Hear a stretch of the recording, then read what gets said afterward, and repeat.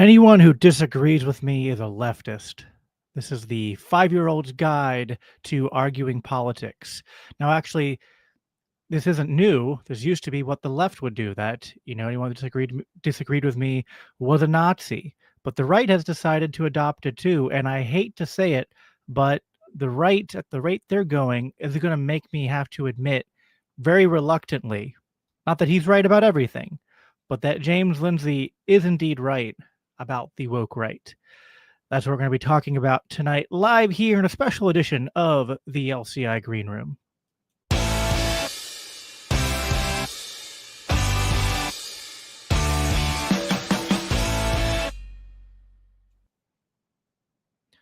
Good evening, everybody. My name is Jacob Winograd. I'm apparently a raging leftist libertarian who wants pure, unadulterated open borders. That is my calling card, which anyone who knows me will know that is quite quite an apt description for my political views. But I am the host of the Biblical Anarchy podcast here at the Libertarian Christian Institute. And I want to clear up something too.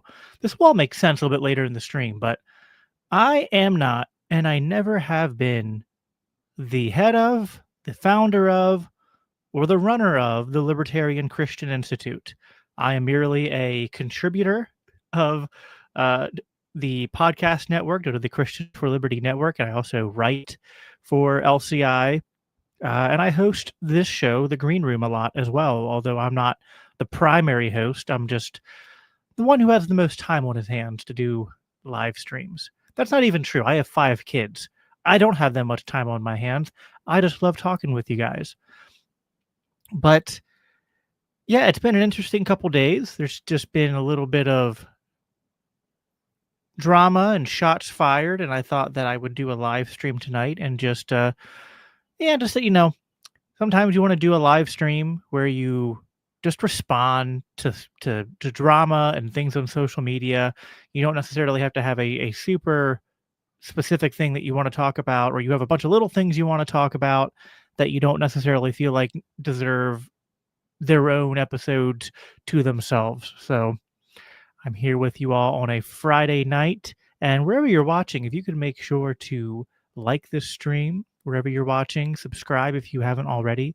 If you're watching this on X, you can go to my profile and follow me if you haven't already. And if you're listening to the audio later, 5-star reviews, of course, always help us out in those podcast algos, wherever you listen, whether it's Spotify or Apple or whatever podcast apps you are using these days. But I was going to be joined by a friend of mine tonight, Jeremiah, but I don't know if he'll make it or not. We'll see. He might be able to join late, and we'll talk a little bit about some of this. He's messaging me right now. I'm going to just tell him to hop on late if he can. So hop on late if you can. Jeremiah, it's actually funny. This gets into this whole left-right thing, right? And I remember it was like a year and a half ago when I think I've known about Jeremiah for a long time, but him and I had our first podcast conversation like a year and a half ago.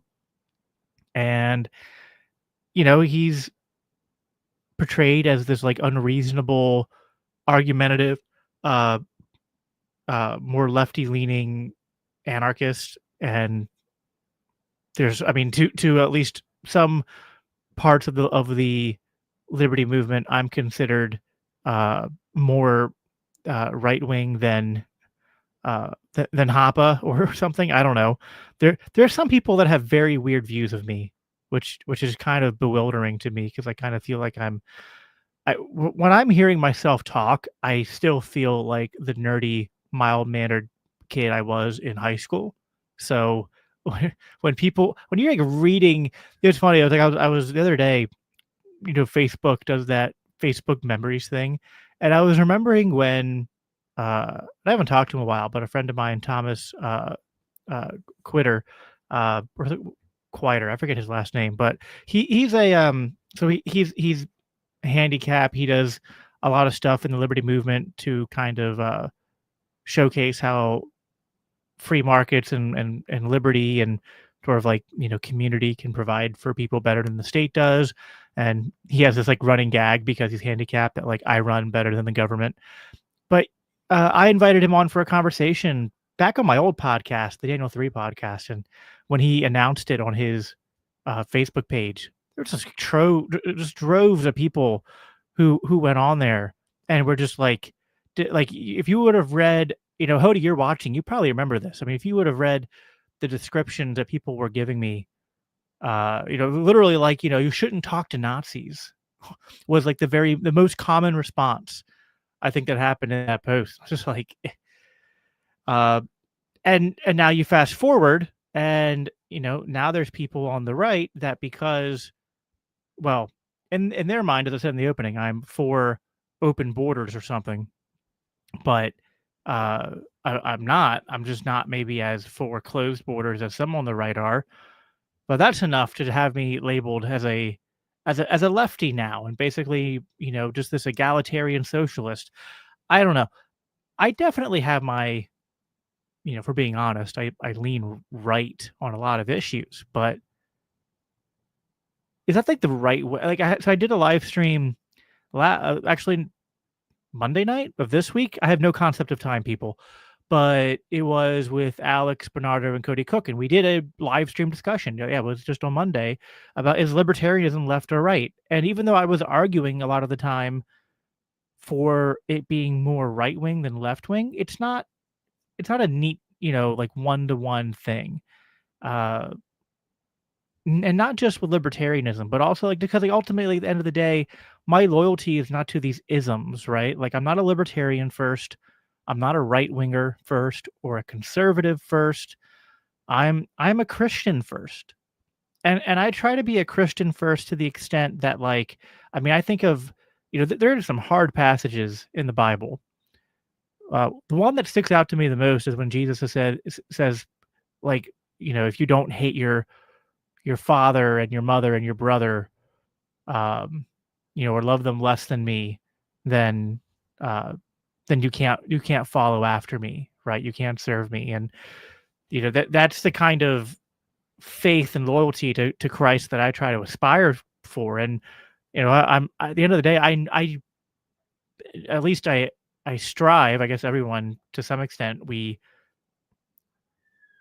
want to please certain people or have the approval of certain people, but ultimately, like in terms of just the things I believe and the things I advocate for, I'm ultimately just trying to honor Christ. I'm honestly just trying to honor the biblical worldview to which I have kind of uh, built my life upon, right? The firm foundation, and so it that I think that is kind of the source of a lot of this.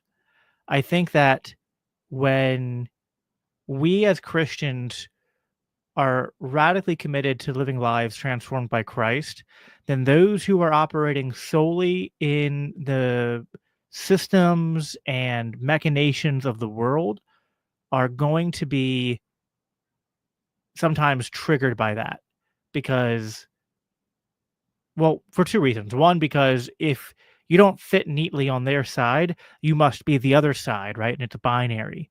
And they can't even conceptualize nuance to the degree where you could, like be someone who's mostly conservative, but maybe have a few positions or beliefs that just don't quite fit into that conservative worldview. So, but I kind of went on a tangent there. Let's talk about Jeremiah. Jeremiah is this guy who gets a lot of, he and I are like kindred spirits because we sort of get this weird thing where we have very weird obsessive haters and people who depict us to be these like the characters of us that like we're hard to get along with. And maybe it's true, maybe we are hard to get along with and we just that's why we get along so well. I don't know, but him and I have always gotten on uh very well even in disagreement. He's kind of intense in the way he talks. I don't know. I, I also know that some of my audience have at sometimes been like a little bit uh like when I have someone like Jeremiah on or I have uh, like my friend Hody on, or I have other people who are from my audience leans mostly right. When I talk to left wingers, like listen, I'm a podcaster, right? And I track my views and my likes and my comments. It's not like when I have my left leaning or more socially liberal leaning friends on that those episodes do better, right? So I'm not, it's like, so I love you, the people watching this. I love my audience, but I do this podcast ultimately to try to honor Christ and to try to have conversations with people, even people I disagree with, because I I think that's valuable. I think that's it's valuable to just to not have an echo chamber and to be able to hear from people you disagree with because they're going to think differently than you, right? They're going to think differently than you. They're going to see different things than you, and they're going to give you, I think of Jordan Peterson in his heyday, right? And his 12 rules and all that. One of his rules was that when you're talking to someone, to always assume they know something vitally important that you don't know. And that has been the experience of my life, that I can sit down with someone who I have a lot of disagreements with, who is perhaps maybe temperamentally someone I don't like even, but they're going to know things that I don't. They're gonna have a perspective that I don't, and that is going to help us to be just more well-rounded people. I also just think like it's funny. Someone literally uh, commented something to this effect. Like I kind of find it boring to just talk to people I agree with. Not that I do that too, but usually that's kind of more like so there are some podcast episodes you do where you're trying to dive deep into a subject and really unpack it, right? And I tend to do that with people who are like promoting the same vision or version of Christianity and libertarianism and the connection between the two that I am. So that's why I'll talk to Bob Murphy or Gregory Baus or Kerry Baldwin, other LCI co-associates of mine, and those are fun too, don't get me wrong. But there's something like if this podcast and the live streams I do were just nothing but like, how many ways can I just repackage my beliefs and my brand and just the way I view the world?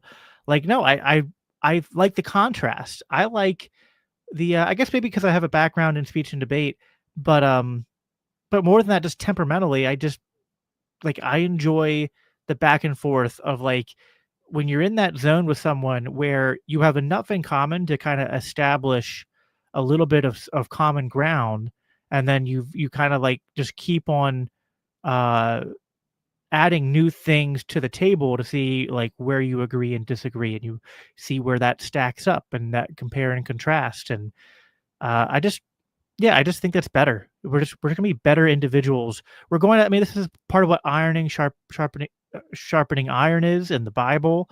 This is why Jesus had 12 disciples that were all very different from each other. This is, the metaphors about like the body of Christ and all that. And it's a free market principle too, right? It's just free speech and competition and like decentralized knowledge. Like I yeah, I just anyway, so Jeremiah might join late, and if he does, he's certainly like I'm not going to sit here and say Jeremiah is not a character, but you know to me he's an entertaining character, and even when we disagree, I like hearing him rant. He does listen. He also like he has the kind of him and I have one thing very different, which is that I'm more interested in ideas, and I don't necessarily go down and do a lot of like investigating into particular people or movements or things like that. And Jeremiah is very good at that. Um, Sometimes he's not good at presenting that information. Like he'll do so much research into people or things, and then the transfer of that information can be a problem. But he's got the kind of temperament to look into things very intensively that I don't. Um, which I appreciate. But he turned me on to what we're going to be talking about tonight, which was there's this guy who he's been kind of like on my radar, but not in a big way. But like I've heard of him, I've seen people say certain things about him. I don't even know his real name. On social media, on Twitter, he goes by N of One.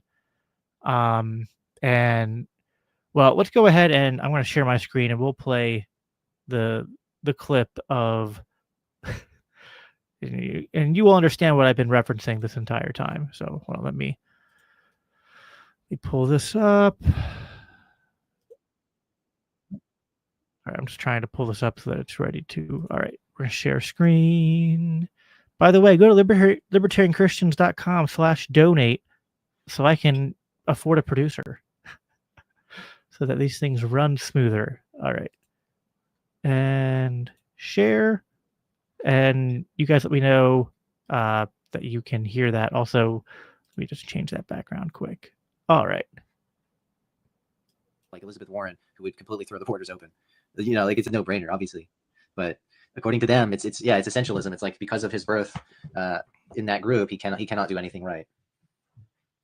Yeah, not even necessarily an open borders leftist or Democrat, but by the way, just to be clear, this guy here is not N of One. This guy is like called Martinez or something. I don't know his full name, but he has this show, Martinez Politics, and you don't see N of One, but he's the one who Martinez is talking to on the other line of his, I don't know, Skype or Zoom call or whatever. So he's the one talking right now.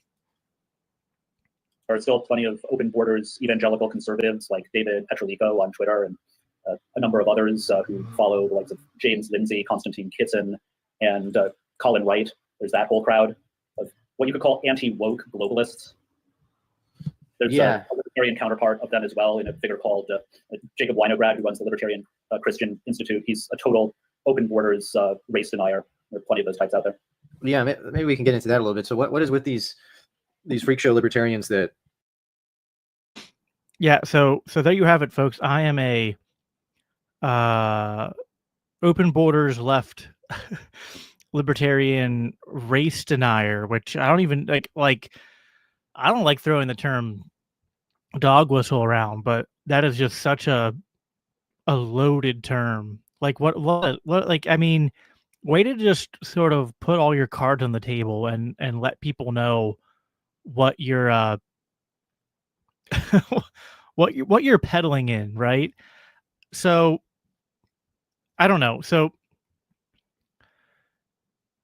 I don't know if you've noticed people. I don't know if you've noticed N of One, but yeah, there are people out there who have a different lineage from different parts of the world, and they tend to have different physical characteristics, like skin color, and sometimes certain illnesses and genetic predispositions to certain conditions. That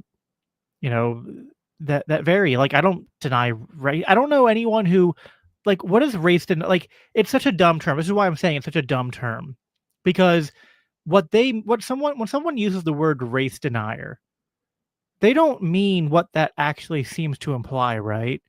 Like someone that's like, I mean, I know there's like the expression, which I think has value to it. Like, I don't see color, but like that's kind of an expression, right? It doesn't mean I literally see a white person and a black person standing next to each other, and I'm just like, I deny race. Race is a social construct, right?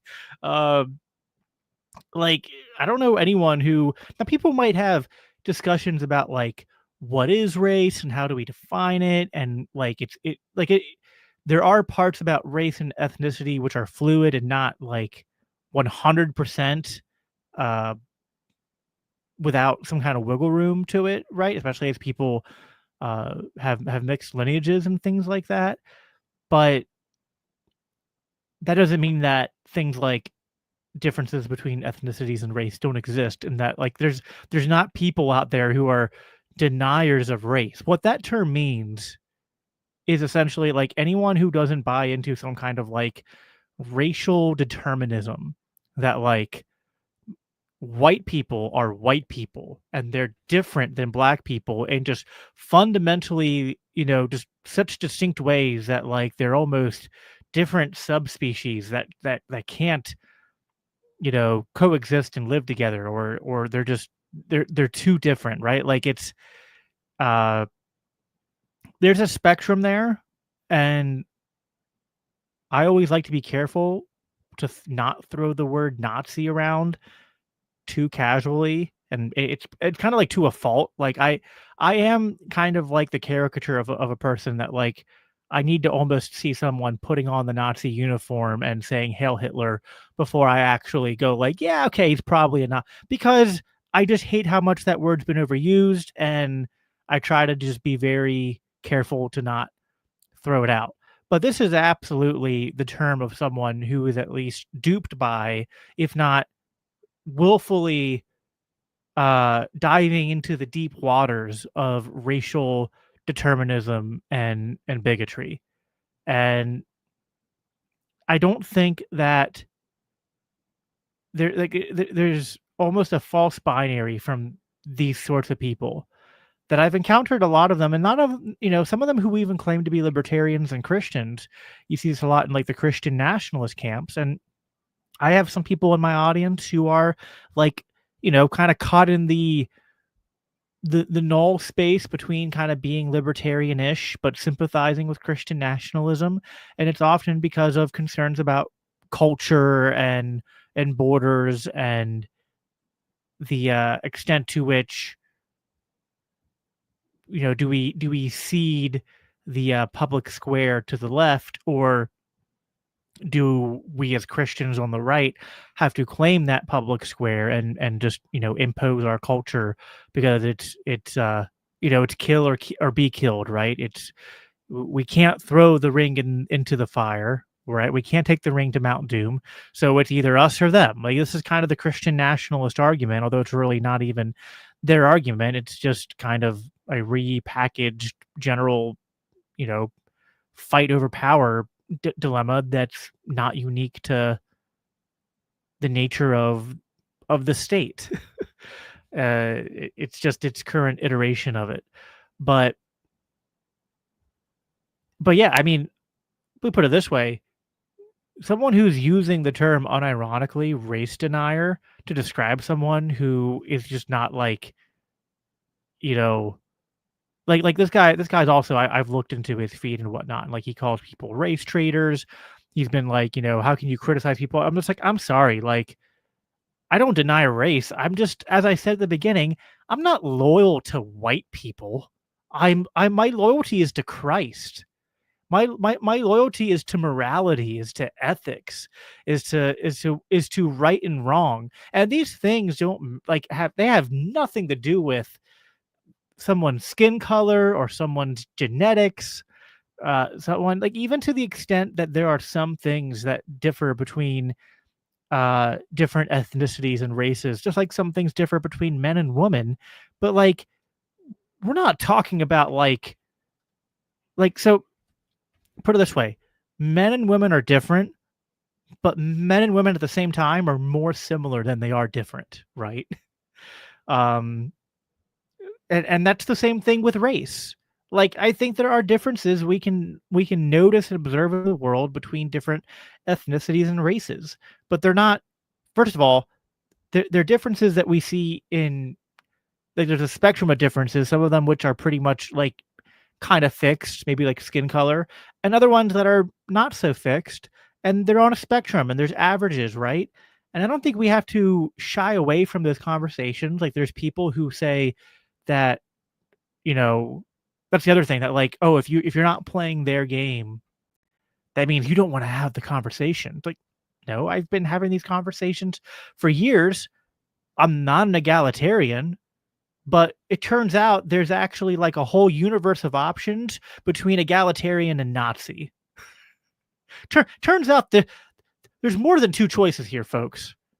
And yeah, I don't like, so yeah, throwing out terms like race traitor and race denier shows, especially if this person claims to be a Christian, which I think he at least does in some nominal sense, but I haven't dug that deep into him, but he has that that tree emoji in his bio, which is usually like it's a reference to the appeal to heaven flag. which I actually like that symbol, and I'm very aggravated when right-wing fascist adjacents are trying to co-op it. But yeah, no, I'm sorry. I couldn't care less about race and skin color. That is not a game that any Christian should be playing. The scripture is replete in New Testament and even in Old Testament. The Old Testament, it's maybe a bit more softer spoken, but the entire narrative of scripture culminates in the complete rejection of viewing people based on these secondary categories of, male, female, Jew, Greek, free, slave. Like, if we as Christians are supposed to be imitators of Christ, if we're supposed to pray to have the heart of the Father, to look at people through the eyes that God sees them, like, God, what we care about are people's actions, their integrity, their ethics, their virtues. We can even care about their culture, right? We care about the things they believe and the things they do. So, yeah. Anyway, a bit of a rant there. Well, I'll finish this clip out because I can't quite remember everything he said, but let's go back to it. One open borders. You got a guy named Kaplan who's like made it his mission to run around the world advocating for open borders. You got the head of the Libertarian Party. I think he went to the border, made a video. He's like, we need more immigrants. What the fuck is wrong with these people, man? Like, are they so attached to their ideology of pure unadulterated freedom that they can't see the threats that come along with mass immigration?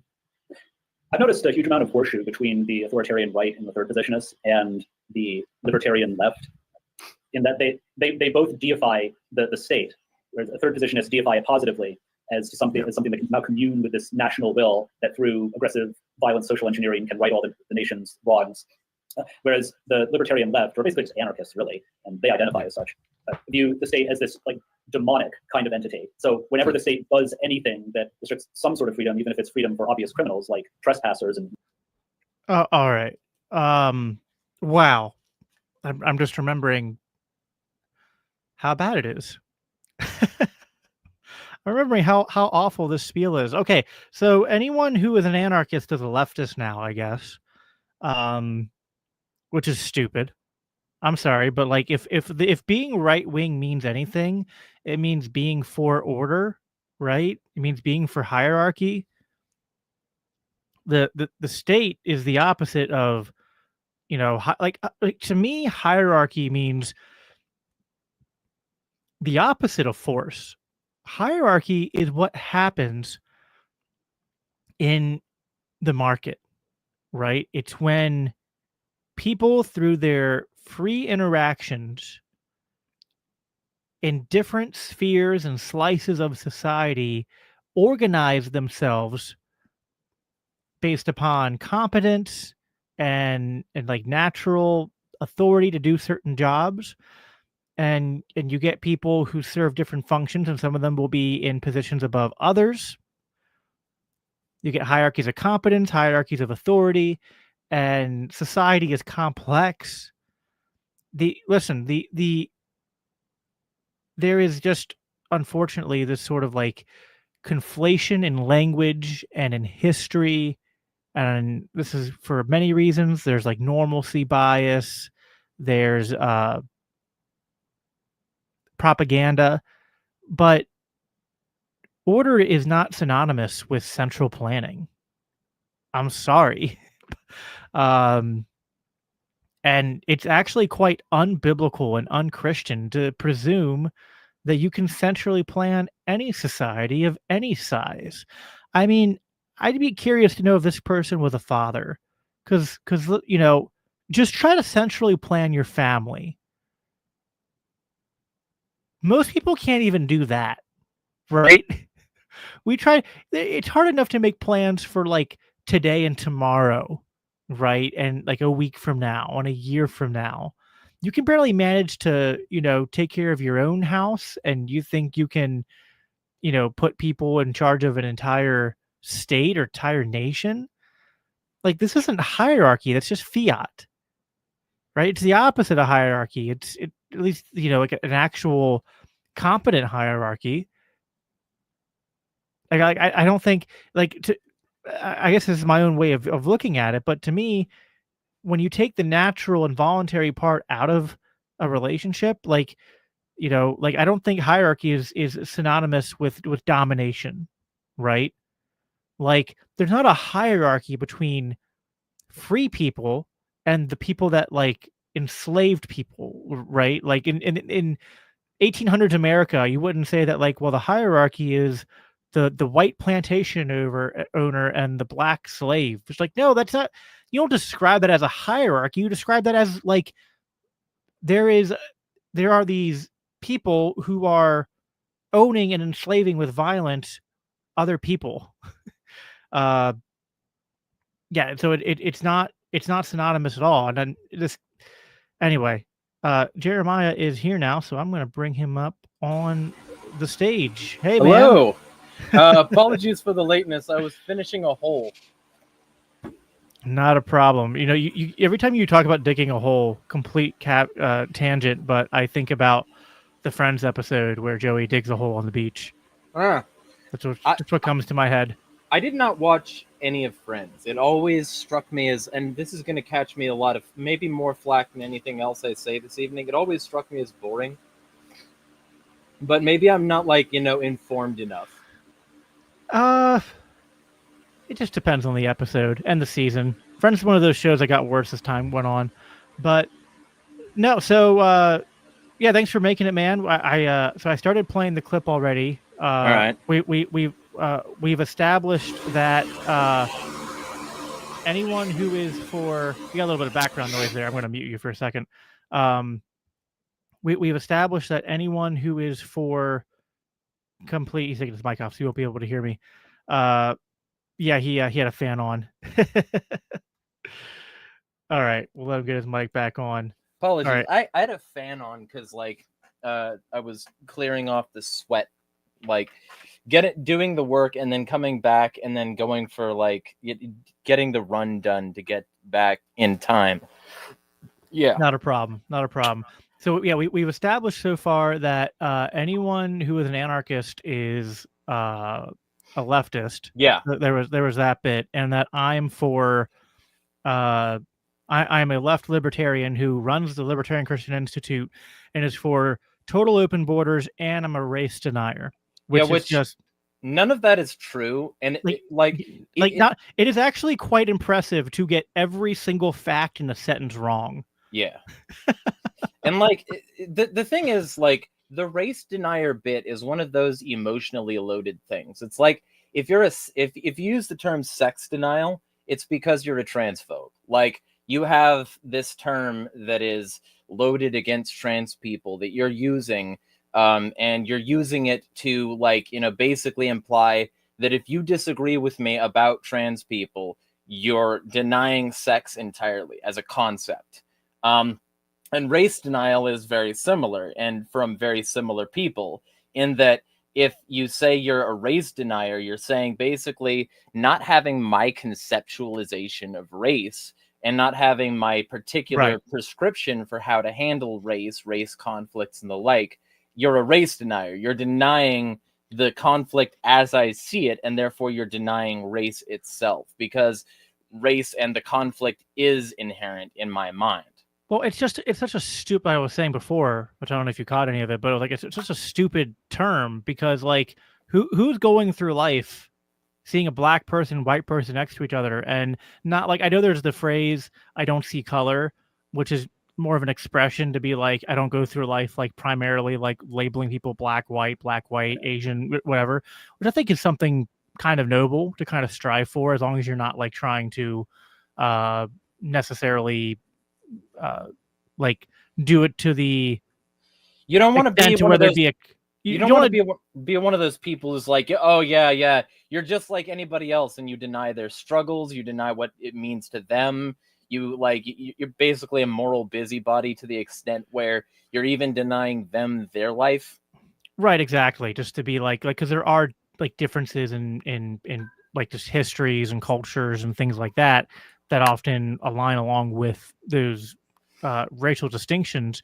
But like no one's actually going around and saying like, I don't believe that human beings have any like clustering of like people who came from different regions and thus have slightly different now because like the nuance here, the way I put it, is that like just like men and women are different, but also men and women are more similar than they are different, is kind of how I view race. Where like, yeah, there are differences between ethnicities and races, but also like in the grand scheme of things, they have more in common than they have in different. So, so it's not denying race or sex to say either of those statements. Well, and like the thing is, like, I get I get called a sex denier, for instance, because I support trans people, and I have an understanding of like chromosomal variations and a bunch of other scientific things that mean that maybe it's more of a bimodal distribution and less of a strict binary. So that gets me called a sex denier. And similarly, because for your audience, like I'm the the woke pseudo lefty that like the Nazis think Jacob is. So like similarly, because I know where the actual terms started, white and black, like those terms started in very racist roots. And the origins of those terms were basically to say this group of people is okay to oppress. This group of people is okay to subjugate. This group of people is less than you, 3/5 of you, one could say. And so, like, basically, if you say black and white in anything other than, they want to be described that way because that's their identity way, which I'm not going to take from them. Like, oh, yeah, I'm a black man. No, you're not. I know better than you what you are. I'm not going to do that shit. But like, if they want to have a conversation about like the history and the racist roots of the actual definitions, then I can do that. And it's that sort of similarity. Like, nobody is purely black or white. In fact, I'm a little bit redder than I was earlier today because I did work for a living. And right, exactly. Like race is one of those things. I think the way I said it was that like there are differences in terms of like different genealogies, but as people mix and commingle, and even which within, they should. Miscegenation is objectively good for genetics. Well, and the other thing, right? People know that with other, like people know that with dogs, and then actually that's not true with humans, right? Because like all the purebred dogs have all the worst diseases and are like unhealthy, have shorter lifespans, and all things the like inbred that. people have the worst like states. Yeah. No, and but like, but yeah, like these things are like I actually think way more than, and like we've already had the conversation on sex and chromosomes to some extent, which isn't the focus of tonight. But race and ethnicity is far more malleable, and I think you'd even agree with me on that than sexual characteristics and genetics are. It's a multimodal distribution. Instead of bimodal, it's multimodal. Like you get certain clusters that make somebody more characteristically from Africa or from Asia or from Europe.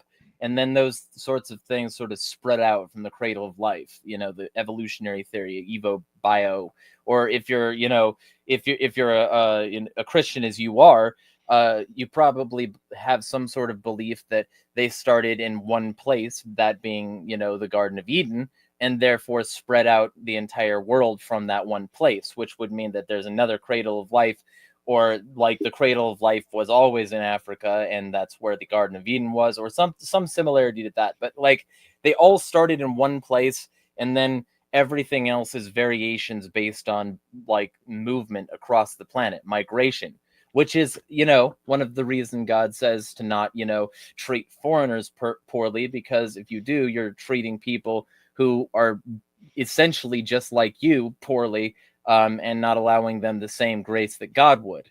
So, don't be a dick. But like, basically, go. Yeah, well, this gets into, I think, like why I like my borders position, my immigration position doesn't fit in a box, right? You could say my immigration position is not like most immigration conversations are in this sort of weird binary space. And for all this talk about like bimodal and multimodal distributions, like my immigration position is not like, it doesn't fit on a bumper sticker, because I'm one of those people that's like, yeah, I don't know that I want to like put my flag in what people call like open borders and say that, because like, me back up a second. What I want is like, we shouldn't have a conversation about what the state does with the border, because I don't want the state to exist and have a Right. border to manage. What we do in the meantime, I think, is like, well, we can have a conversation about that and how different, so the phrasing I use for this is that there are particular order and no particular order anarchists. Some who say, I don't really care about like second, third order consequences to a large degree over like what policies and rollbacks and abolishing of state power we do. You just you slash at what is available to slash at, and it doesn't matter. And I'm kind of more sympathetic to the, I think you can't have perfect knowledge to perfectly like plan how to like slash and decentralize and privatize, et cetera, to get to a stateless society. But it doesn't, it does not seem right to me to think that the order is insignificant and without consequence. So but just to put a bow on that, that is completely different than me saying, well, what I really want is a giant fascist police state to deport 20 million people or 30 million people using or 50 million Palantir AI. people. And using AI that like the Israelis do, and then to have a giant, like, I don't know how any right winger who protested the COVID lockdowns can look themselves in the mirror and be advocating for what essentially ensures that the next pandemic or emergency of a national variety that can be used to justify people staying in place. It's like, next time, and the police are going to have way more guns, way more people and resources and infrastructure at their disposal to make sure that you're not able to leave your homes. It's like, so that it's just, it's pure insanity to me what's going on the right with the borders, because but just the fact that I see that nuanced position, it doesn't register on people who are so like caught in some kind of weird right-wing ideologue that like their mental processing basically drops down the troglodyte levels, where like they're just like, you not for closed border, you open border leftist, ooga. Yeah. And so here's the thing, like, it's always cognitive dissonance with these fucks. So actually I should avoid cussing. I've been on the job site and I cuss all day on there. Like, when I found out I was going to be late, I was just swearing up and down. But this is a Christian channel and I should observe that. So I'll do that. Okay, I'll just switch to Rocket Raccoon speak. These flarks, these people, they decide that, like, certain things only apply to certain people in certain situations. And so, generally speaking, like, if you bring up to them something that they would hate if it was done to them, and that they routinely protest when it's done to them, they suddenly take issue with that. Like, for instance, okay, we can watch all the sovereign citizen videos and all the, the whatever, the right wingers in their cars with their phones going to a checkpoint being like, I don't answer questions. This is this is supposed to be a free country. I'm trying to, be on my way. Am I being detained? All these Gavin Syme types. But like, Gavin Syme is a really reasonable person. So I'm not, comparing him to the worst of the worst. I'm just saying, like, the people who've got their phones out, like, Gavin Syme understands a lot of this because he's seen it first up, like up close and personal. And when you end up with like this sort of mentality, you end up with this mentality that, oh yeah, you know what? The government does have tyranny and the tyranny is bad. But it's only bad when it happens to me, not Gavin, by the way. And just he's the first person I thought of. But like, there are tons of right wingers who don't like being accosted at various checkpoints. They don't like, especially within the country. They don't like, when they come back into the country after they, they leave for a bit. They have to display their ID. They think that this is tyranny. And then you bring up to them, well, maybe we should get rid of the 100-mile Constitution free zone, and they flip. They are not okay with that. They are suddenly on board with the unconstitutional tyranny that affects like 2/3 of the citizens of this country. Because when you say that maybe we should start to roll back measures that help with the deportations, they're suddenly like, well, gosh darn it, now I don't care. And so it's like that. It's like, with these people, with the way that they are, and especially when you get into more of the Nazi camp, which N of One is one of those, even though he tries to pretend that he's not. Like when you start to get into these camps, they start to tell you things are tyranny when, the Democrats are doing it, when it's the left doing it, when they can blame communism. But when it's, when you start to suggest that maybe Trump is behaving in just as authoritarian a manner, they excuse it. And he did that in this this stream, which you can still watch. Like, I'm gonna try and find a way to cross-upload the stream, because it's now hidden behind a paywall, and so people should be able to see it. You can still, by the way, if you wanted to, pull up the stream in the Telegram chat, or during this call, I could upload it. But basically, he was making excuse after excuse.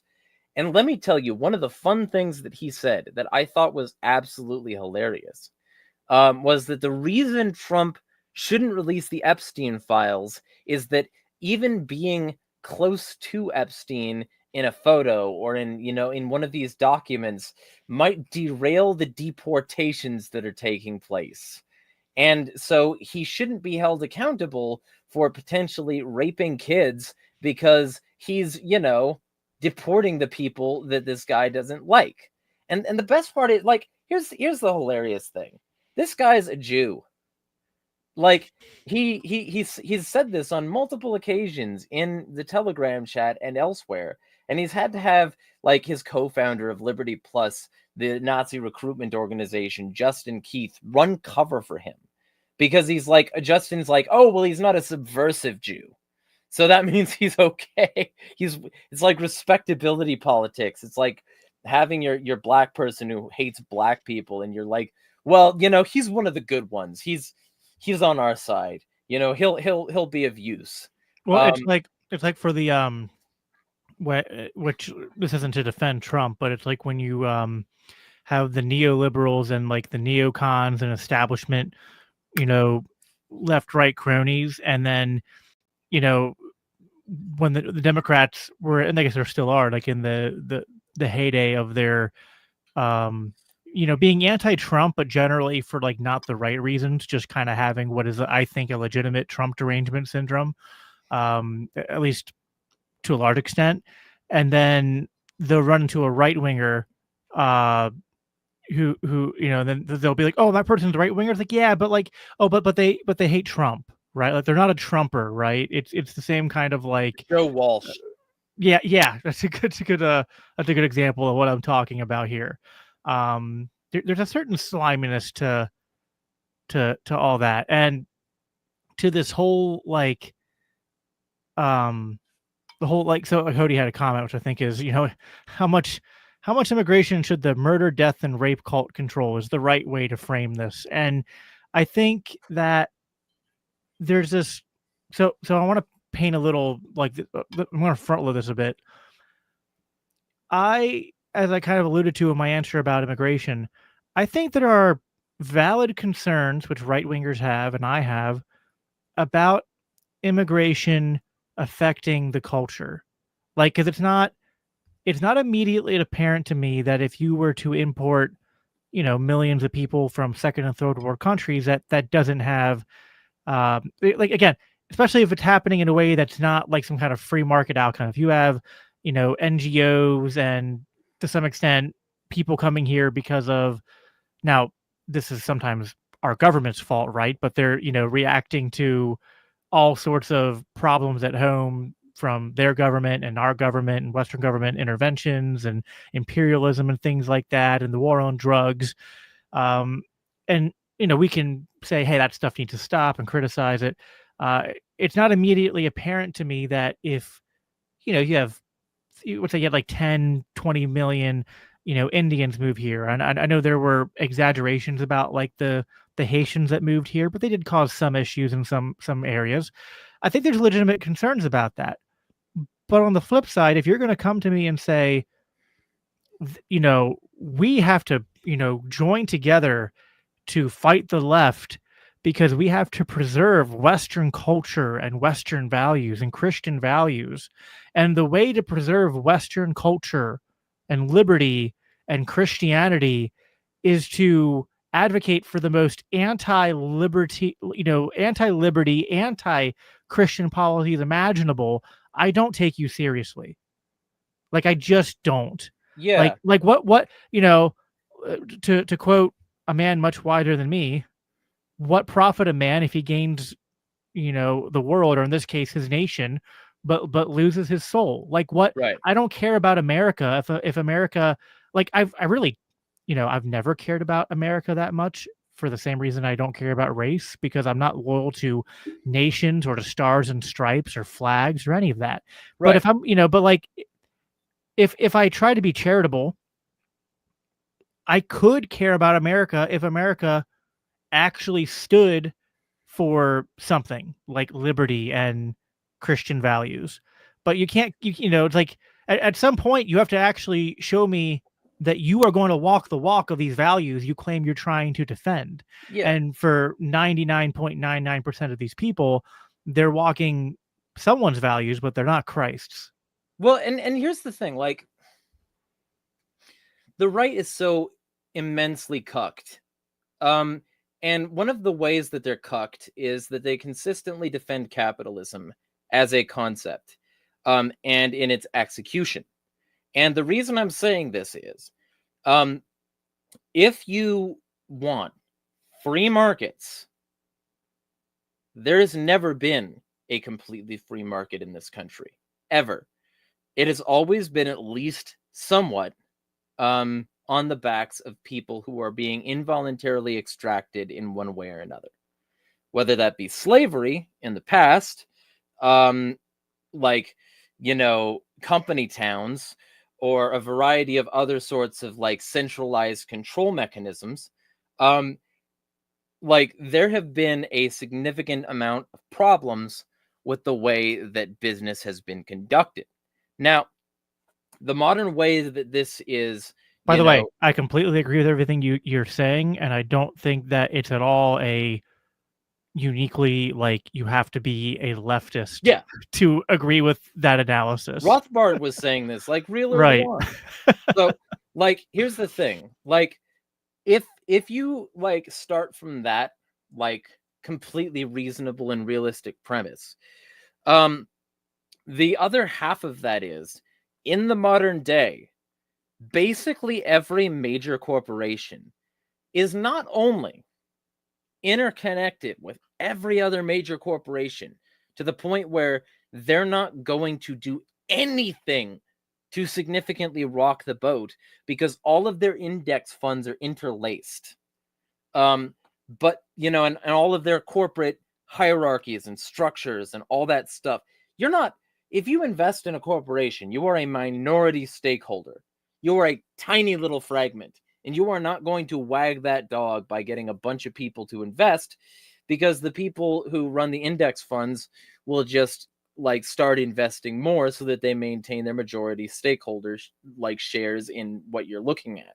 BlackRock, Blackstone, and all that, Fidelity, like all these like major corporations that are responsible for like owning things on a structural level. And like, it's not just them. It's the fact that all of these like businesses are also similarly cross-invested through supporting the index funds. Everybody's connected. It's one giant web. And if one node goes down, they can quickly seal that up. They can quickly patch it up. It's one of the reasons that, that asset sales is such a predatory market. It's one of the reasons that lots of liquidation and private equity and all this other stuff where they're like trying to say, oh yeah, we'll streamline your business. And what they really mean is we'll bleed everything until it collapses, and then we'll sell the assets out from under you. And we'll do it all, under strict contractual arrangements so that you can't do anything about it. Like, we'll do all of this because we can, and because this is the way that the system manages itself. It's the way that it patches itself up. It's the way that it closes weaknesses and maintains strength and money and power, siphoning and funneling to the top.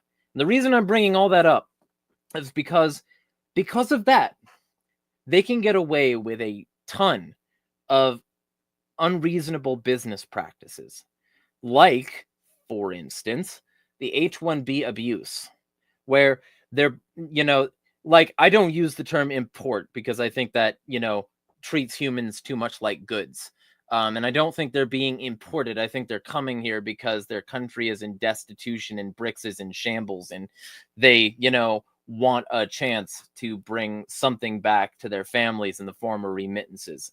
So it's like I don't remember where I heard this, and it sucks because I was just thinking, I was just watching this presentation on it. If I remember, which I'll try to look it up before the thing, before the end of this, I'll see if I can remember what the actual video was. But they compared it to the military. They compared it to the military where, basically, people go join the military. They have, their stint, and then they come back and they have a bunch of money for the people that they care about and the things that they want to do if they survive. And it's sort of like that with the H-1B program. They endure a ton of abuse. They endure, conditions because basically, Flesh Simulator. I was watching his video on jobs.now. Great channel, by the way. And basically, because of the way that the H-1B program and the fact that it's not an authentic visa and that it's not a green card. Well, it's not a green card. It's a visa, but it's not a green card. It's not an actual permission to be here as a protected person. The fact that they're basically here on a work visa means that the companies can do basically whatever they want, because if you upset the apple cart too much, you will be deported. And so deportation is their threat. They can't, whip them anymore. They can't they can't do open slavery directly where it's brutal like Django. They got to do it surreptitiously, where these people are controlled by the threat of deportation and they are not allowed to rise up. And because of that, these, businesses that do this sort of thing have an incentive to get as many of these people over here or in jobs that are related to over here as possible, in some foreign call center or whatever, things like that. And the reason that jobs.now is such a significant thing, and again, this a great breakdown of it is on Flesh Simulator's channel, and the reason jobs.now is such a stick in the eye of this program is because they legally have to list the job and see if a domestic American is just as capable of doing it before they can hire an H-1B. But these jobs were being put into tiny little places that barely anybody could see, so that you could say that, oh well, we did it, but they were still going to hire the H-1B person. And so basically you can subvert all of that and put a stick in the eye of these exploitative businesses by just going and applying at jobs.now. Now, there's a lot of people doing this for nationalist reasons. There's even some Nazis supporting this because, it'll help with the deportations. So I'm not a fan of that. But the fact that this is even possible as a framework is insane. So, like, the reason the H-1B program exists is the same reason so many migrants are coming over here from Mexico, from Yemen, from Somalia, from all these other, because their places suck, partially due to, American interventionism, regime change, politicking from countries that are Well, protected by hold Western on. hegemony. Blaming America is also a leftist thing now, I've heard. Yeah, So, yeah. yeah. You can't take any personal responsibility. This place is perfect, and the only thing that's like bad about it is the Browns. As long as we get de-brownify, as the Nazis I've been exposing say, then we'll be a fucking awesome country again. There's something kind of contradictory in a lot of right-wing mindsets, which doesn't make sense to me, where on one hand they will sort of so again there's the hypocrisy of like like we have the superior cultures, right? It's like I don't get too caught up in like sort of like pumping my chest about our superior culture while we bomb brown people halfway across the world, Yeah. or fund Israel to do it. But on top of that, it's like I think that the arguments about blowback and the extent to which all these foreign interventions from our government, which by the way, which I'm sure you'll agree with, they don't just amount to the military ones, and that doesn't mean the military ones aren't Right. brutal and horrible, and but there's plenty of, just as our government does economic sort of like sabotaging domestically, they do it abroad too, through sanctions and all sorts of manipulations of trade and things like that. So let me ask, have you read Shock Doctrine by Naomi Klein? Yeah. Yeah, please, everybody, go out there, read that tonight. Like, you probably can't, but like, you're right, yeah. start it. There's a long, like I've studied, the shock therapy that happened in the after the breakdown of the USSR. I mean, there's just there is so much, like just like our military operations are like, we're spreading freedom. Our economic ones are often, they're couched in similar terms, but what we're doing is it's should be intuitive to libertarians, anarchists, right? Because it's the state doing it, interfering with. I want to respond.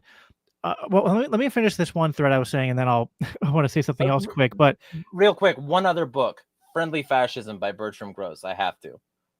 I've heard of that. I haven't read that, but I just think that it's funny that we like, if you're going to say that society isn't like a blank slate and all cultures aren't equal, people aren't equal to each other, which I tend to agree with. It's like, then to me that makes the argument for the impact that these interventions, economic and military, are going to have. Like, it's going to exemplify, it's going to amplify, it's going to exaggerate those problems, right? Like I'm a Christian.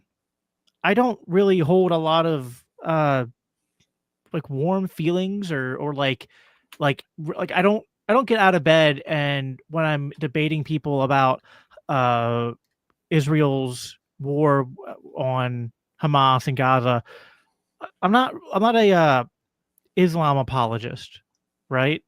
And I think that there are things about Islam which, certainly, as much as I'm not on the Israeli side, there are things about that religion, especially as it's played out in the Middle East and in certain fundamentalist sects, that I think are worthy of critique.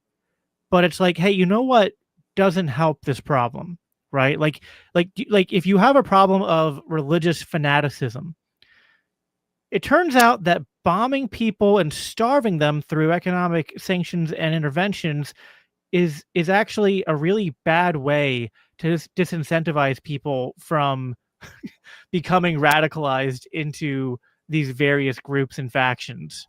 So, and like the other half of that is like, well, congratulations, you live in an allegedly free country that's worth defending at every single second. Like, America, rah rah, we got it. We're the number one, even though we're not, and basically every category disagrees with that. And we're free, even though we've got all these lack of freedom things that have, been increasingly less free for a long period of time. Yeah, America, we're so cool and good, and you should be like us. And in order to demonstrate our liberal free values, we will crush your democratic elections. We will unseat anybody who happens to be gaining power we don't like in your local regions. We will, bomb your children. We will enable those who bomb your children. We will enable those who rape your children. We will do all of these things, the UN and, all these task forces that, oh, whoops, another group of peacekeepers did some not so peaceful things. If you really want to convince people that liberalism is a peaceful and morally superior alternative, now's the time. Let's start. Let's get that on the schedule. What's funny is, and although, after 1913 and the that certain things in America went downhill, there's evidence that kind of what you just sort of highlighted at least started to manifest in the early 20th century, where America was seen by a lot of parts of the world as like, oh yeah, like they're the force of good and freedom in the world, right? Like, especially compared to like the Brits and all the colonialism of Europe, they were, people in the Middle East, other parts of the world were like, oh yeah, we love America. They were like rooting on this experiment. And I think that, so my friend Casimir in the comments, I think Casimir, he was kind of complaining a little bit about the way you characterized the like America, even in its earliest conception was never free. There's never been a free market. But I think like two things can be true at the same time. That like if we're kind of like evaluating these things on a scale, like I think you would agree that there are parts of the American experiment, pre 1913, pre the New Deal, that were freer than we have today and generated at least some measure of industrialization and generation of wealth that had some positive impacts. I think you can simultaneously, you can do kind of a both and. You can go, hey, all the good parts of sort of like American growth economically in the 1800s and early 1900s came from the extent to which we had elements of a free market system in place, while simultaneously recognizing that like it wasn't, like 100% there. Because when you dive deep into the weeds of even American history, like it's not, it tends to be like, again, this is nuance, right? Like it's not as cartoonishly bad as maybe you're like a communist history teacher might try to portray it as, but sometimes like and I love, like I've read things from like Tom Woods and other libertarian historians who have done kind of like the libertarian retelling of American history to make it look really good. And I tend to think like, what, like each side can kind of be cherry picking stuff to a little bit. Like for as much as you can say that a good example is that like there were company towns, right? Yeah. Like I don't have to sit here and pretend company towns didn't exist and that they weren't kind of a bad thing. To also recognize that like there were also like good things about the well, and that even the bad things tended to be like when there was like monopolies and whatnot, that was still kind of a function of the state. But like that doesn't take anything away from the argument for the free market. That just goes like, hey, like we like I would say, if I was gonna like take a guess, that like we were maybe like halfway there to a free market. And even though there were problems, there was a lot of good that came from it. And it seems like as we've made things less free, the problems people point to, it's kind of funny. Like when you like, you think about it, like all the liberal history teachers talk about the Gilded Age, and it's how like the failures of free market capitalism, but like it's been like all of the problems that you hear about from like that time period that they blame on capitalism. It's like we have those problems in droves today. Like we don't have a free market right now. Like we have giant regulatory capture, like giant firms that basically buy up tons of property and smaller businesses and whatnot, and it's enabled by lots of things, enabled by regulation, enabled by the state fiat currency system, enabled by just the fact that the state buys up a bunch of unhomesteaded land and forestalls anyone from actually homesteading it. I mean, there's so many there's just so much there to get into. But anyway, I'll let you give you a chance to respond because I kind of I kind of went on a rant there. Yeah, like I'm the last one to complain about that. I talk forever. So the thing is here, like, there does not need to be a 100% free market or a free market at all for like the elements of the market that are free to do good things. I would disagree that the vast amount of progress was done by the free market, because like the Transcontinental Railroad murdered, raped, and otherwise tortured a lot of Indians, damaged a lot of properties that were built along the railroad, and there was a whole bunch of corporate corruption, and the reason they existed to begin with was with help from the US government and various cavalries, and the whole thing kept on having like so much corruption that they literally, I mean, it's not 100%, I mean, there's a lot of stuff that they embellished and some stuff that they directly added, but Hell on Wheels is a show, and you can watch like they made a whole show out of like the corruption of the Transcontinental Railroad. And so like that's just one aspect. It's just one of the many ways. Isn't it? It's almost like, so America was kind of first settled through kind of like a colonial kind of framework. And then there's kind of an element of America's expansion west, which is almost just like colonialism 2.0. Yes, Manifest Destiny. Yeah, Manifest Destiny is just colonialism 2.0. Yeah. Instead of going across the ocean or, there's not, because like, so like I agree with you. Like you can, I tend to, this is why I said I tend to think that if you kind of look at everything objectively and soberly, you kind of end up in the middle where like there's a lot to complain about, but there are also good things that you can point to at the same time. But then you have to compare that to the status quo to be like, hey, so now let's compare that to where we are now, and we have less freedom and more government. How's that working out for us? Or it's just been distributed more evenly since they no longer have a slave population that they can directly point to. Because here's the thing.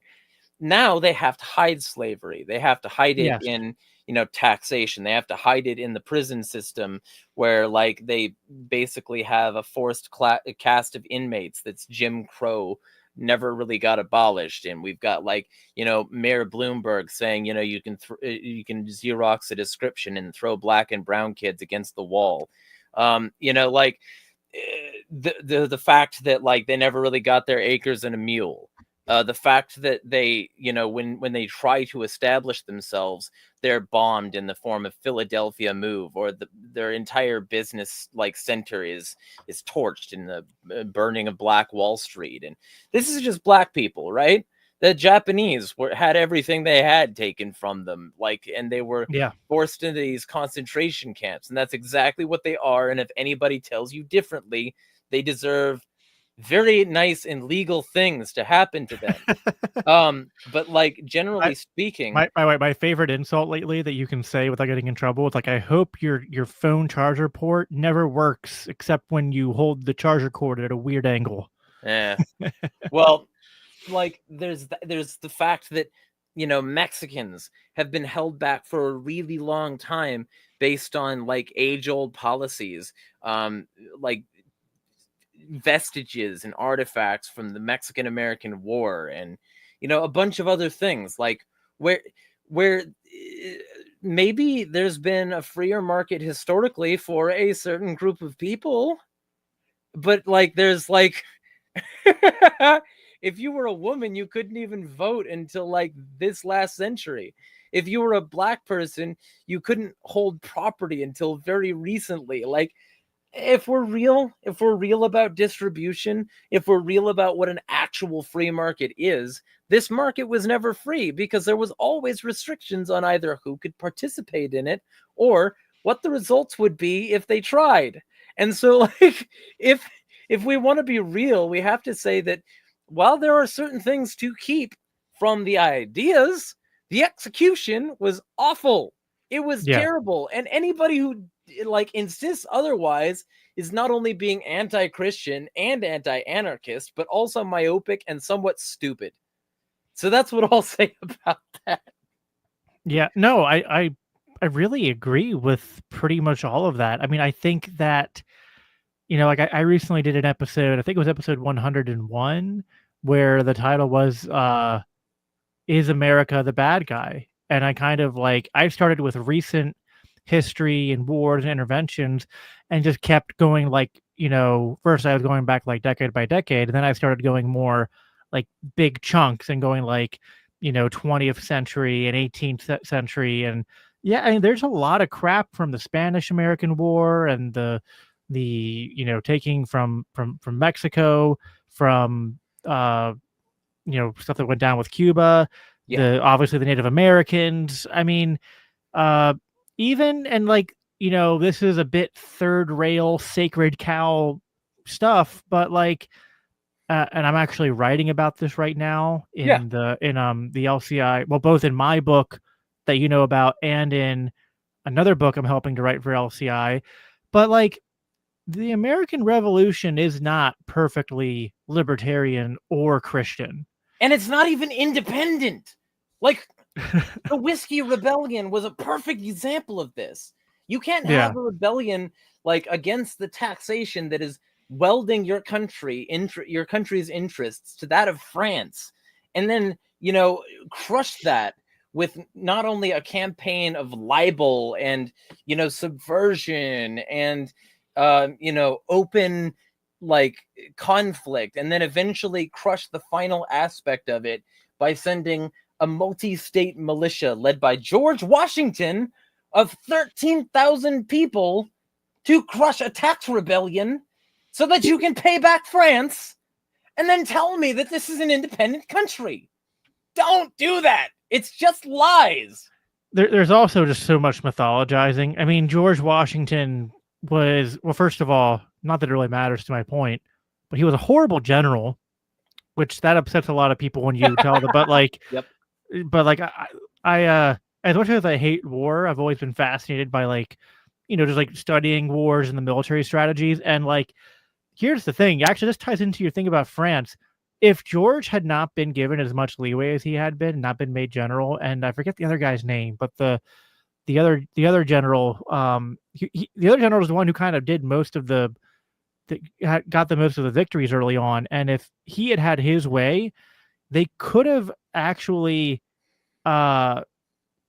beat the British much earlier and without the French's help. But Washington just was a pretty, like, he's one of those guys that like he kind of had like one or two good moments that get remembered and then the rest suck.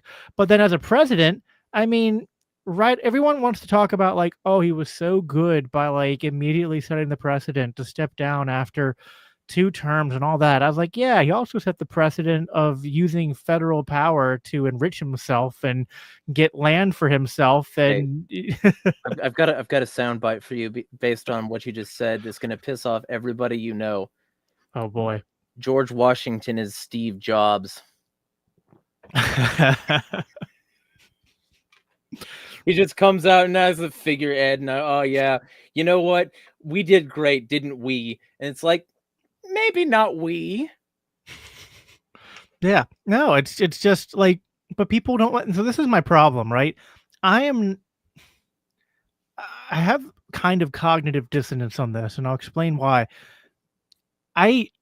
Because I know my audience, because I live in America, I desperately want to not be anti-America. I want to like leave room to kind of be like, okay, like there are things in the Declaration of Independence that are very good. There are ideas that influenced the American Revolution, pamphlets that were written, like Common Sense. Then there was, I forget the other guy who wrote one about kind of more of a Christian argument for why resistance to tyranny and the British government was good. Like there are things that like I can point to and find that are good. I think the way you put it was kind of apt, that like there are good things and they were very limitedly applied, right? So like there were some freedoms that were in some good strains, but they weren't universally distributed to all people groups from the start.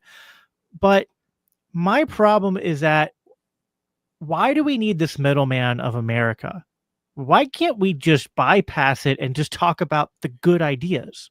Why can't we just talk about liberty and independence and liberalism and property rights and social cooperation? Like, why do we have to use America as a foil to be like, America stands for these things? It's like, kind of doesn't. Yeah, well, and it kind of never did, and it never has, and maybe we want it to. But the problem is, like, even the people who want to, right? Like Martin Luther King saying that, like, I have a dream that one day, my kids will be judged by the content of their character, not the color of their skin, that America will, I'm paraphrasing here, that like it'll live up to its creeds and whatnot. Like, I get wanting to couch things in that way, but just too often America becomes a golden calf that people idolize, and they can't actually see the problems.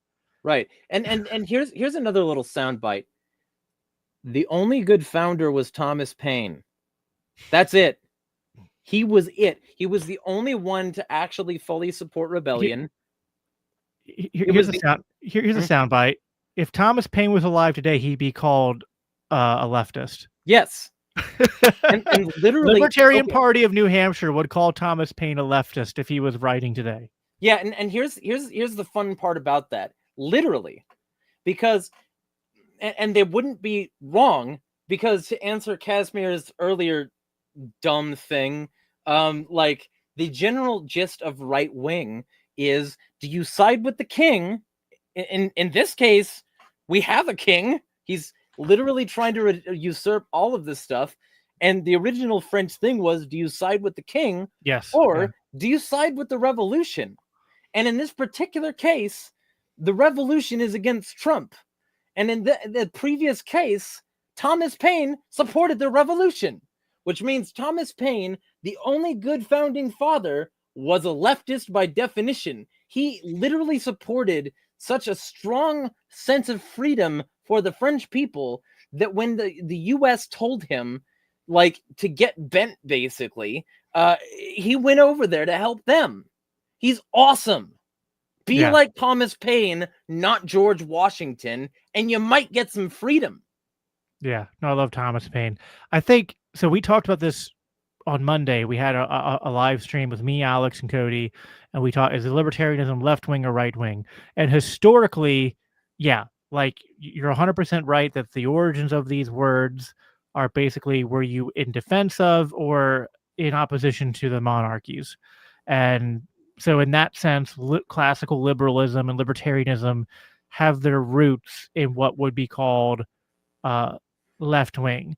I guess like the modern landscape tends to kind of talk about, are you for, are like left is considered or associated more with like an egalitarian sort of ethos, and right wing is associated more with like a hierarchical kind of ethos, and maybe a little bit on top of that, the left is associated more with kind of like open creativity, slightly more chaotic ethos, and the right's kind of associated more with like sort of like, order and borders to some extent. And I think to some extent, and this was like Jordan Peterson at his best in his heyday, not so much as of late, would talk about the necessity of both the left and the right as sort of like equally balancing them out. Now I'm a Checks on Christian, one but another. um they it's kind of like the Taoist idea of like the yin yang, right? Like I'm a Right. Christian, I don't really buy that, but it's kind of like the way I, by the way, just a tangent, I don't mind borrowing observations from uh other religions or even atheist philosophers, because I think all truth is God's truth, and I think that people can discover things that are true from natural law and natural revelation, and those things aren't going to contradict what I find in the Bible, which I think is special revelation. But yeah, I think that to some extent that uh I tend to kind of think about anarchy sometimes primarily in terms of it's the natural order and the Yeah. like people organizing in natural hierarchies without fiat, without coercion, and that I think the state is chaos. The state is disorder and whatnot. And But real there quick, is just to, because I want to make sure that this doesn't get lost. It would be supreme arrogance for any alleged Christian to pretend that, like, God and Jesus and, like the Godhead, they would stop their revelations after those books were written and after they were compiled. The idea that you cannot discover more truth now, because these books were written then, and that's the only observable and discoverable truth, and that's the only thing you ever need to know, is the arrogance and the condescension to God himself, that he would not have a more explorable universe and a more like broadly understandable schema than that which can fit in that tiny bound piece of paper. You are spitting in God's face if you insist that the Bible is all that's to be known. Go. Sorry. yeah, that's interesting because I can nitpick at that. There's things I could agree. Depends on the extent to which you take that statement, because I think on one hand, obviously the Bible is not an exhaustive piece of literature for how to like it doesn't explain how to live through all aspects of life, right?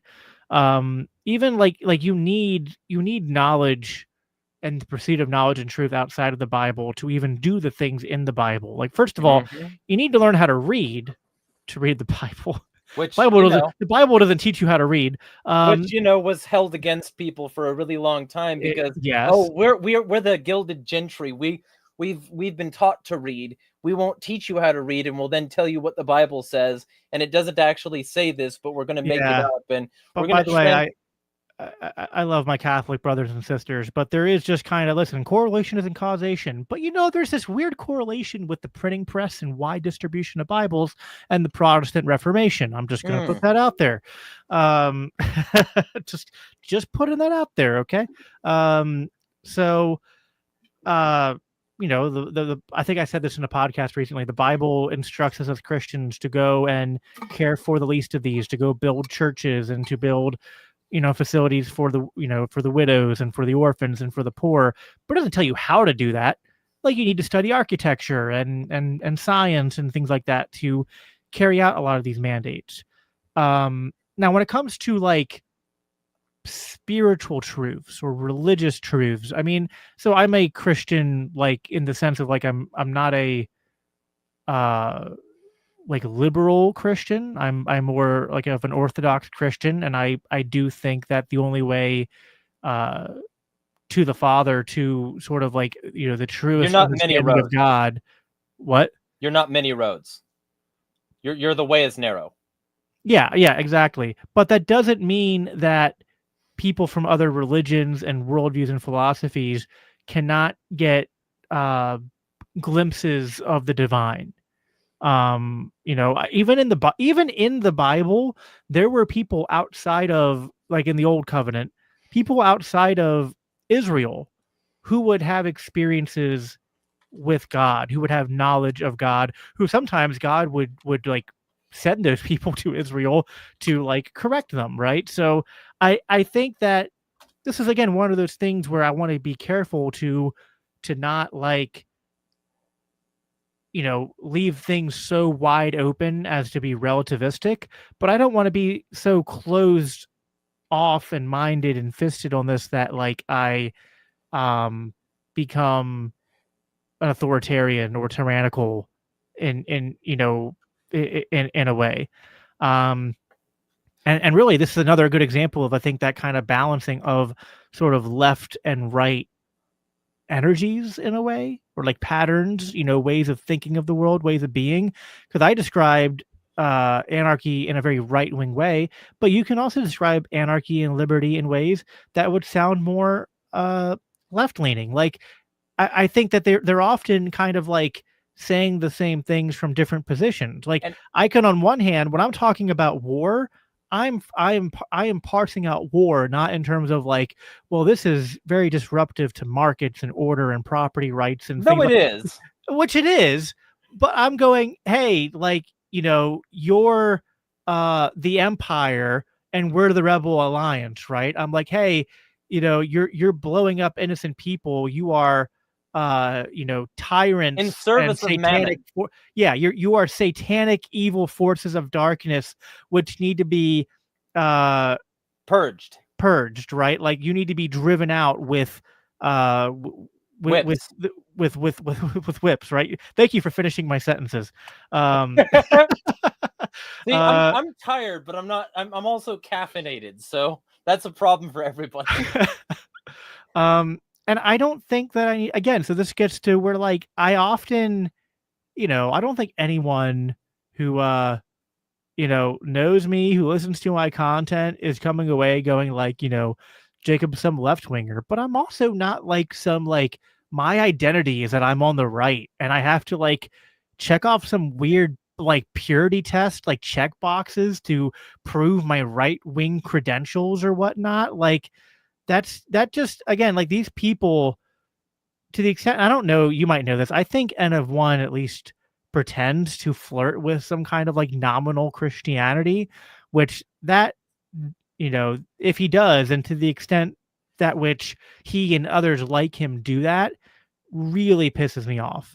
And Because to me, they're taking the name of the Lord in vain. They're taking my faith in vain when they, you know, try to LARP as Christian while they show that they you know they only serve one master, as Jesus said.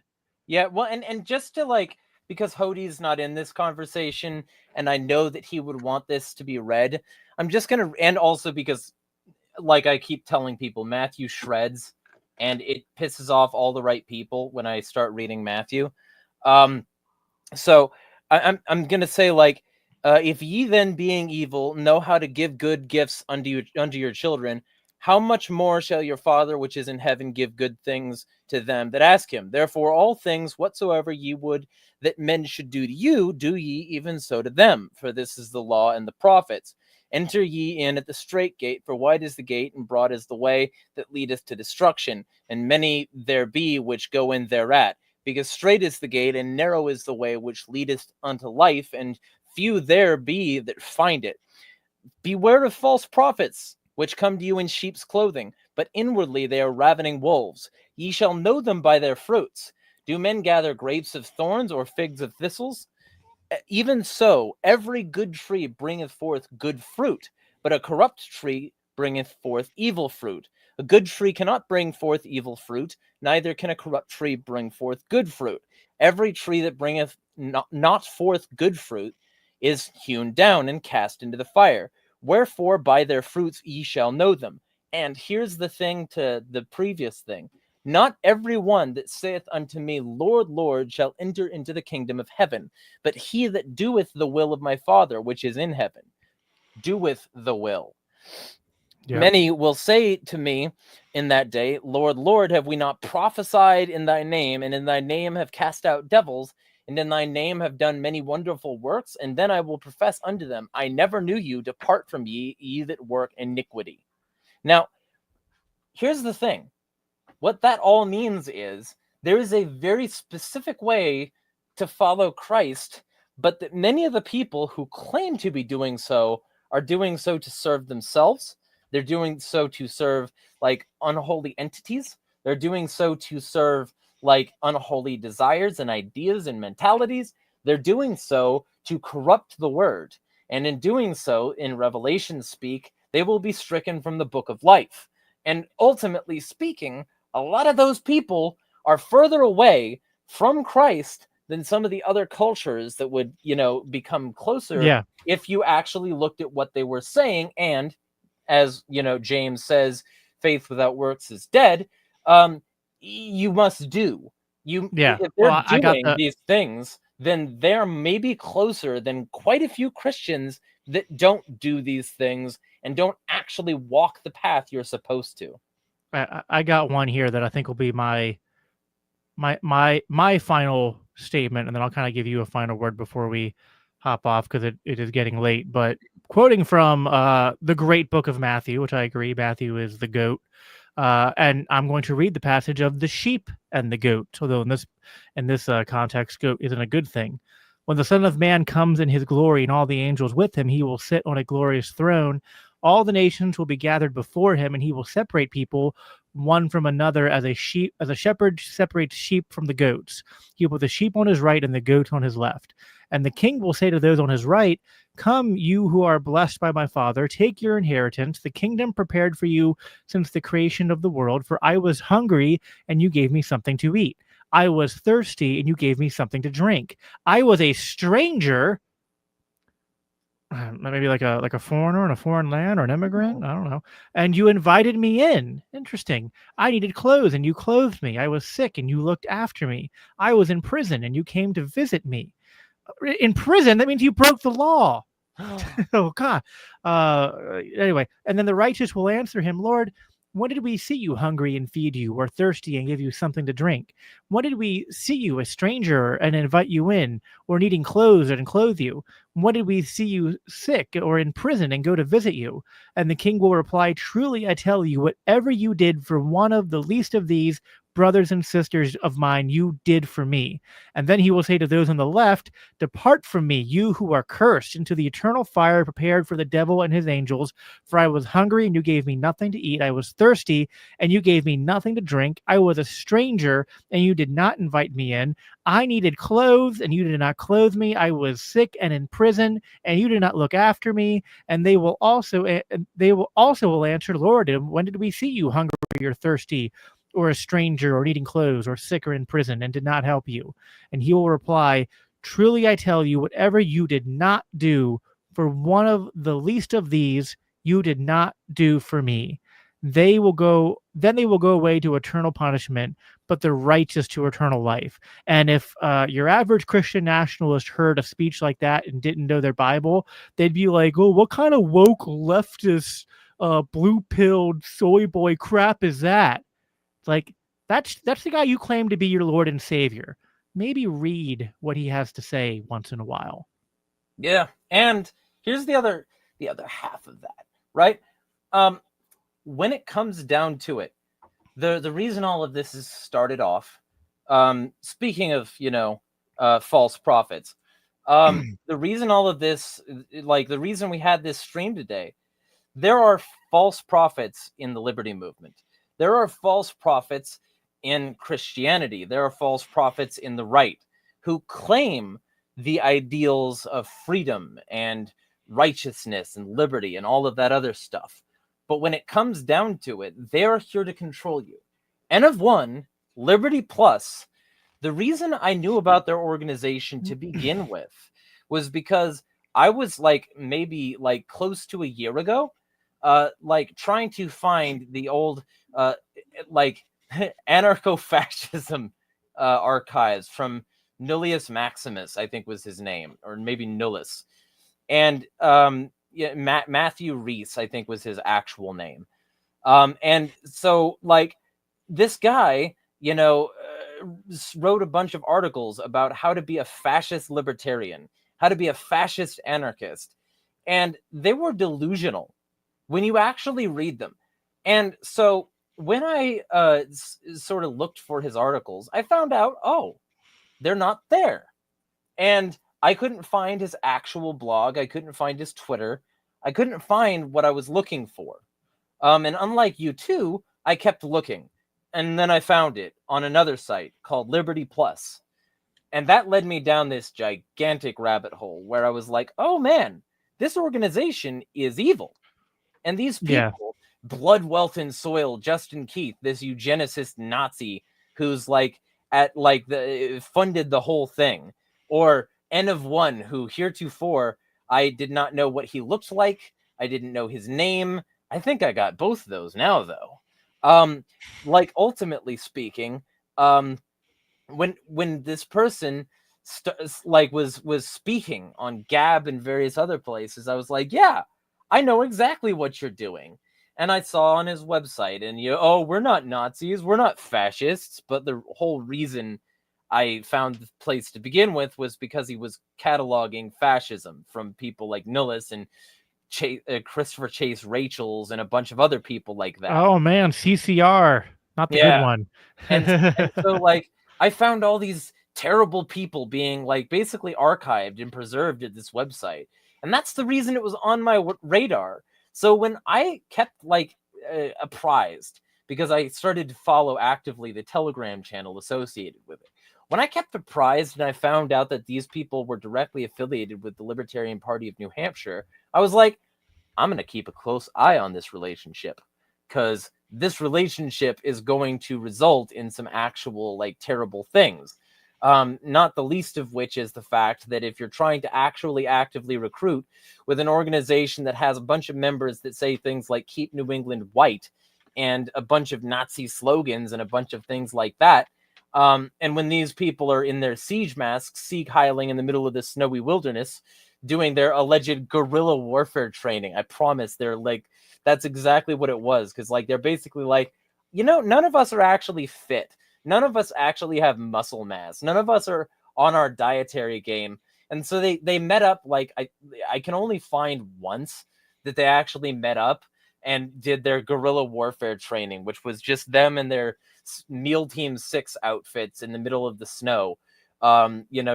Siege masks and all, which for anybody who doesn't know is if you see a skull neck gaiter or like bandana or something like that, there's a strong likelihood you're dealing with a Nazi who's like following, I forget the author right now, but this guy who wrote a book called Siege. And so basically, I started to really keep a close eye on these people. And since I've kept an eye on them, I've watched them stream with a variety of right-wing influencers who have connections to the more anti-SJW, like anti-woke grift section of YouTube and various other places. But also, eventually, they sponsored the Libertarian Party of New Hampshire's convention. And the Libertarian Party of New Hampshire gave them a half-page ad on one side of the booklet, after in the beginning of it saying that, listing them in the sponsors segment, and like right next to that half-page ad was a full-page ad saying, a version of the 14 words, but about libertarians. That is especially concerning given the fact that N of One has a posting history of saying 1488 unironically. And the fact that this ad was right next to this Nazi is a problem if you're not a Nazi. But the people who run the Libertarian Party of New Hampshire are Nazis. Those people have an evil agenda to control people who aren't like them. They are anti-Christian, they are anti-libertarian, and the whole reason they went after Jacob was because he's not quite doing with his right-wingism what they want him to. And that's what you need to know about these sorts of people. They will only champion your whiteness if you, as a white person, are doing their bidding. If you are not doing their labor for them, you are not valuable to them. They will not support me as a white man because I'm white. They will not support me as a Scottish German blood person with, I'm pretty sure, 0 Jewish genetics. They won't support me because I'm not doing exactly what they want me to, which is support their garbage LARP. I was going to start swearing. I'm not going to do that because the channel I'm on. They need to realize that the only people this appeals to are the kinds of people who will throw them under the bus, because these people require a purity spiral of the most social justice warrior Tumblr adjacent like degree, just the most screeching identitarian like mentality of just like, I am going to shove my whiteness down your throat, and if you don't swallow, I will smack a hoe. Like, these people, if they don't like have you doing exactly what they want, will try to hurt you, will try to undermine you, will try to destroy your movements, will call you a leftist even when you're not. They will undermine every single aspect of what you tried to accomplish if you're undermining the essence of what they want to say by being somebody who is of their racial group and does not do exactly what they want. And that is why they're influencing the Libertarian Party, because it provides a nice little recruitment mechanism where they can claim that this is liberty because white people are the only ones. Oh, by the way, forget that N of 1 is a Jew. Go ahead. Well, I guess you were wrong at the beginning when they said, well, N of 1's a Jew, but he's okay because he's not a subversive Jew. Clearly, he's a very subversive Jew. Yeah. And like to play a trope for obviously a joke for fun. No, I think next time we'll get on, hopefully we can have more time to prep and do a little bit deeper dive into some of this stuff, because it's definitely on my radar now, because I didn't listen to that whole stream, but I listened to enough to kind of get like, basically I don't have this to play, but essentially what N of 1 said about Nazis and the other guy, Martinez, both agreed was that, like, well, the problem with Nazis was that, like, well, it's too hard to sell with that label. And it's also not realistic. And actually, if you wanted to do something that would piss them off, you could share my edit of their stream, because I'm pretty sure that's one of the reasons that this live is no longer available in that form. Because I took clips of it and posted it, and I wonder if they noticed that and responded to that, the fact that like people who give a shit are watching, because it's just like, I mean, they used to a little echo chamber on Rumble. Here, I'll send you this. I would advise playing this just so that people can see his guest from Liberty Plus is exactly who he claims to be against. N of 1 is exactly the kind of person he says we should not be like, and he still promotes N of 1. So he's either being dishonest on one end of it or the other. But you can't say all of this stuff and then say that N of 1 is a good example of what you're trying to accomplish. I sent it in, yeah. Yeah, Woodpit says, and it's all online. They do not act that way in their real life. Yeah, but even if it's not online, the ones that do go out in public, they do kind of act in the schizoid way over there. They put on the skull masks and they march around and they have signs that say the N-word and stuff. Like, I feel like these guys they're pretty much just addicted to some kind of media spectacle show where they just do provocative stuff to get the media to point cameras at them, and then once they get that media attention, they weaponize it to grift, to plop down the GoFundMe or whatever. We've seen a couple people push that. I mean, we see a lot of that actually now. Like, these people like say the N-word in public, and then up goes the GoFundMe. Give me $500K, man. Right? Like, they noticed that one that happened with that one chick in America. She got like $800K for saying the N-word, and now everybody's trying to repeat the thing to get rich. So I feel like the American scene has just evolved into a lot of clownery, and it's not totally serious, and it's definitely not organized, and it's just super black-pilled. I wonder who he's talking about. Maybe like literally everybody in the Liberty Plus Intellectual Freedom Forum, like Telegram channel. It is such an asinine title to give a Nazi hangout space where I found literally ideological cohesion. And if you step out even slightly, you have to like spend an hour defending yourself. It is asinine. Well, that's the again, and so I want to end on this because I do have to go. Yeah, but yeah. I want to end on this because I some people in my audience, and again, it's like I don't want this to come off as like I'm punching at you guys, but I've noticed some of you have taken issue with me accepting. That's not the right word. Starting to use and kind of like co-opt the term woke right, and I want to be clear here.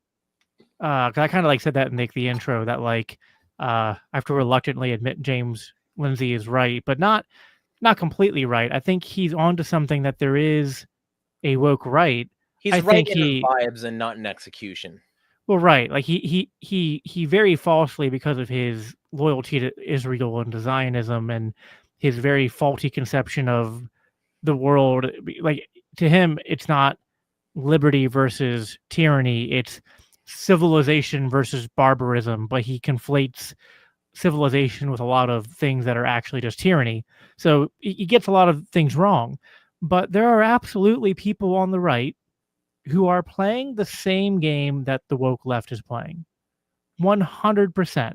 And they're not all one group, but some of them are Christian nationalists, and some of them are these people like N of One and the people who use the terms like libertarian nationalist and right-wing dissident, and I mean, people who, if I'm ever caught saying, well, the problem with Nazis, and I don't immediately follow that up with the problem with Nazis is they're genocidal and bigoted and anti-Semitic and authoritarian and basically socialistic and all that, I just say, like, the problem is really just the optics. Like, man, that is, I mean, that's messed up. That's just absolutely messed up. And there's unfortunately too many people who have given up on liberty and embraced this kind of thing, which is just absolutely nonsense. People were saying like, well, libertarianism isn't dealing with the real world because you don't understand politics. It's like, no. We understand politics better than anyone. Now, the problem is there's not enough of us and we're losing. But like, that's kind of like, like imagine being Frodo and Sam and you're like, halfway to Mount Doom. And then you're just like, well, man, we're a minority here trying to get this ring to the volcano. So we're just going to give up and use it. like that's what these people are doing unironically. And it's just horrendous. So no, I think what you just described there, like it is woke behavior. It is identitarian, it's cult-like, it's using shaming, it's everything tactics they claim to oppose. Yeah, 100%. It's just it's wokeness for white pride, and not even Christianity, but like this weird like Christian LARPing. A lot of them even hate Christians because they say it's a Judeo, like it's like cucking to Jewry. Well, you know what? Well, there's that. I've seen that, but I also, Jeremy Kaufman told me, like, well, I like the role Christianity played in shaping the West, but Christianity's belief that, all people are universally equally able to be saved is a real problem. I'm like, yeah, that's the not problem for you, ain't it? Yeah. You want to act like God's keeping certain people away at the gates so that you can mirror that belief, so that you can keep certain people away at the border because you're a massive trying to avoid not cussing. You're a terrible person. You're a threat to liberty. You are a cancerous disease.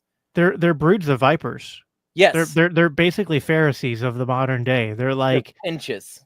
Like, I think what we've kind of like the central theme here has been that like it's basically that there's people on left and right, but we're talking about the right here right now, who essentially try to co-opt the language of liberty, but it's liberty for me and not for you, right? Which is exactly like that, and that's like what the Pharisees did. What Jesus called them out on is that like you want to hoard the blessings of God for you and not for everyone else.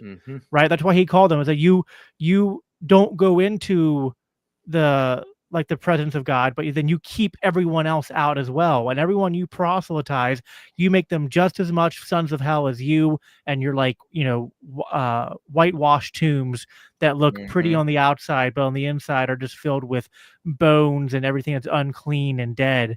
And that's 100% what a lot of people on the, I think that what we're getting at is kind of like, this is more, dissident, like, kind of small game people in a sense, but they are representative of a kind of archetype that is infiltrating the right more now that Trump is in power. Or just letting themselves be seen now that they don't have to hide. Well, and I think to some extent, to connect this back to the whole, I think this connects more to what we've been talking about in the last several months about how I think there was a very pointed, and I don't want to get too tinfoil hat here to know how coordinated this was, but there was definitely a coordinated enough effort on the right to more than they ever have in my lifetime that I've been paying attention to politics to co-opt the liberty message and funnel that into Trump. And boy, that hasn't been the biggest bait. And I mean, Lucy saying to Charlie Brown, "I won't pull the football away this time."